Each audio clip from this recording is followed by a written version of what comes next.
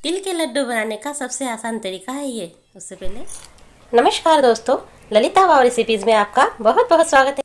सबसे पहले आप सभी को हैप्पी न्यू ईयर, नए साल की हार्दिक शुभकामनाएं। अब ले लेंगे हम एक कढ़ाई और उसमें हम ले लेंगे एक कटोरी ये सेंगदाने, मूंगफली के दाने।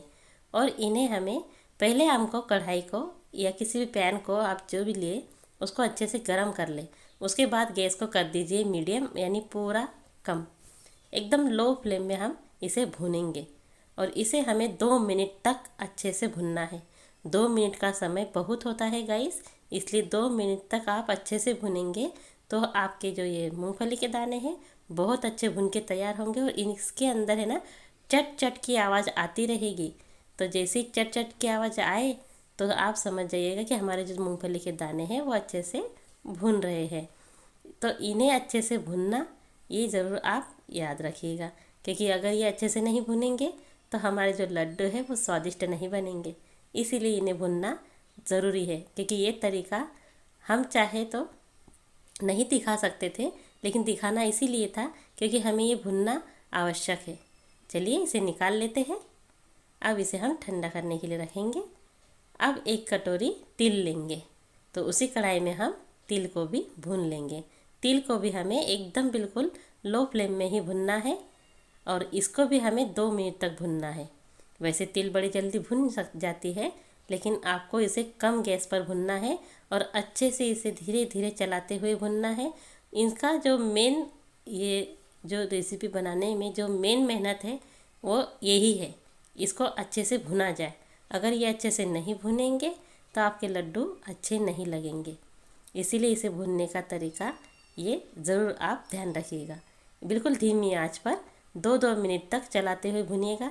आप चाहे तो ये समय लगा दीजिए, यानी घड़ी को देखते हुए कीजिएगा। 2 मिनट बाद आप खुद ही देख लेंगे कि आपकी ये जो तिल है और शेंगदाने दोनों अच्छे से भुन चुके होंगे।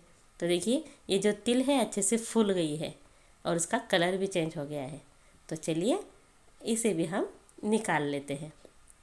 तो बस इसी तरह से एक अलग बर्तन में हम निकाल लेंगे। और अब गैस को हमने बंद कर दिया है। अब ये काम हमारा हो चुका है।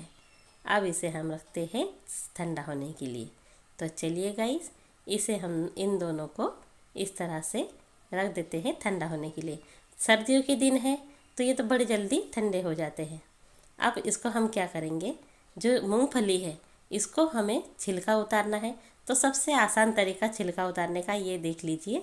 इस तरह से एक कपड़ा लेंगे और उस कपड़े में हम सारे मूंगफली को इस तरह से डाल देंगे और इसको एक पोटली टाइप हम बना लेंगे। और इसे हमें देखिए इस तरह से रगड़ना है हथेली से। और इस तरह से रगड़ते हुए सिर्फ आप आधा मिनट भी नहीं लगेगा, पूरे छिलके उतर जाएंगे। लेकिन याद रहे ये अच्छे से ठंडा होने के बाद ही कीजिएगा। अगर आप गर्म में करेंगे तो छिलके अच्छे से नहीं उतरेंगे। तो देखिए इस तरह से हमने इसे सिर्फ आधा मिनट ही लगा है और ये कुछ ही सेकेंड्स में हमारा जो काम है बड़े जल्दी और आसानी से हो चुका है। देखिए इस तरह से अगर बीच में कहीं कहीं कुछ रह भी जाए तो कोई बात नहीं, हाथों से भी कर सकते हैं। और अगर रह भी जाए तो कोई प्रॉब्लम नहीं, वैसे भी हमें पीसना ही है। आप चाहे तो छिलके सहित भी ले सकते हैं, लेकिन छिलके उतारने से थोड़ा सा उसका कलर में चेंज हो जाएगा। बस इस तरह से इसे छन्नी से छान लीजिएगा। जो छिलका है वो नीचे रह जाएगा और हमारे जो दाने हैं ऊपर आ जाएंगे। तो देखिए इस तरह से हम इसे छान लेते हैं। तो देखिए हमने ये सारा छिलका हटा दिया है। देखिए कुछ कुछ दाने रह गए हैं तो भी कोई प्रॉब्लम नहीं, चलता है। अब हमें क्या करना है, एक मिक्सी का जार लेना है। अगर आपके पास मिक्सी का जार बड़ा वाला है तो अच्छी बात है, क्योंकि हमारा एक ही मिक्सी जार में अच्छे से काम हो जाएगा। अगर छोटा है तो आपको थोड़ा थोड़ा करके उसमें पीस लेना है। तो देखिए इसके लिए हमने लिया है 1 कटोरी गुड़। तो 1 कटोरी हमारे मूंगफली के दाने, 1 कटोरी तिल, और उसके लिए मैंने 1 कटोरी गुड़ लिया है। अगर आप ज़्यादा मीठा खाना पसंद करते हो तो आप 1 कटोरी के बजाय 1.5 कटोरी ले सकते हैं। तो चलिए अब इसे हम पीस लेते हैं। तो सबसे पहले हमें मूंगफली को पीसना है, क्योंकि ये थोड़ी मोटी भी है और मतलब थोड़ी हार्ड भी है। तो इसे सबसे पहले हम पीस लेंगे।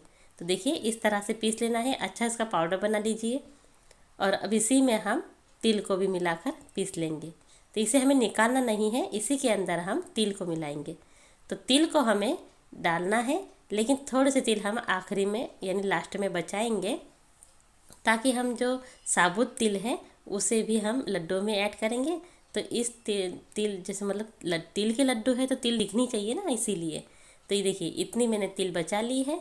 तो एक कटोरी में से आप 1/4 भाग निकाल लीजिए, समझ लीजिए, है ना।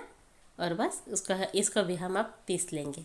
अब हम इसे पीसेंगे तो क्या है ना, आसानी से पीस जाएंगे, वरना क्या होता, मूंगफली आधी आधी रह जाती और जो तिल है बारीक हो जाते। इसीलिए हमें ये करना है। अब देखिए, अब डाल देंगे गुड़। तो मेरे मिक्सी जार में आ रहा है, अगर आपके मिक्सी जार में ना आता हो तो आप क्या कीजिएगा, इस मिश्रण को आधा आधा करके डाल दीजिए और आधा आधा करके पीस लीजिएगा। मेरा एक ही इसमें आ गया है तो मैंने कर लिया है। तो देखिए इस तरह से मिक्सी को मैंने बंद चालू करते हुए ही इसे पीस लिया है। तो देखिए इस तरह से हमने इसे पीस लिया है। अब बस एक बर्तन में निकालेंगे। तो उसी थाली में हमने ले लिए हैं और इस थाली में हमें इसे मिश्रण को पूरा निकाल लेना है। इस तरह से देखिए, बहुत पूरा फुल हो गया था ना लेकिन पिस गया, एक ही इसमें काम हो गया, वरना बार बार पीसना पड़ता था। अगर आपका नहीं हो रहा है तो आप आधा आधा करके ज़रूर पीसिएगा और इस तरह से इसे पीस लीजिएगा और बस इसे अच्छे से मिला दीजिएगा। आप चाहे तो इसके अंदर फ्लेवर के लिए इलायची पाउडर डाल सकते हैं। मैंने इसमें कुछ नहीं डाला है, एकदम सिंपल तरीके से हम लड्डू बना रहे हैं गाइस। मकर संक्रांति आ रही है, आप इस तरह के आसान तरीके के लड्डू, ये लड्डू हम सिर्फ 10 मिनट में बनाकर तैयार कर सकते हैं। इतनी आसान रेसिपी है। तो गाइस आपको ये रेसिपी कैसी लगी कमेंट करके ज़रूर बताइएगा। और देखिए कितने आसानी से हमारे लड्डू बन गए ना, ये बहुत झटपट बन जाते हैं। इसमें ना घी की ज़रूरत है ना कोई हमें चाशनी बनाने की ज़रूरत है, क्योंकि गुड़ को पकाना भी एक अलग ये तरीका है, जो कई बार हम फेल हो जाते हैं तो हमारे लड्डू बिगड़ जाते हैं। तो ये सबसे आसान तरीका है, आप इस तरह से बना सकते हैं। तो देखिए हमने ये सारे लड्डू इस तरह से बना लेना है। तो गाइस आपको ये वीडियो अगर पसंद आई हो तो प्लीज़ लाइक ज़रूर कीजिएगा। चैनल पर नए हैं तो सब्सक्राइब करना बिल्कुल मत भूलिएगा। और हाँ, घंटी को भी प्रेस कर दीजिए ताकि ऐसी आसान रेसिपी आपको मिलती रहे। तो देखिए हमने इस तरह से लड्डुओं को बना लेना है। बहुत झटपट बनते हैं गाइस, तिल गुड़ के लड्डू बहुत आसानी से। तो इस तरह से बनाइए और खाइए।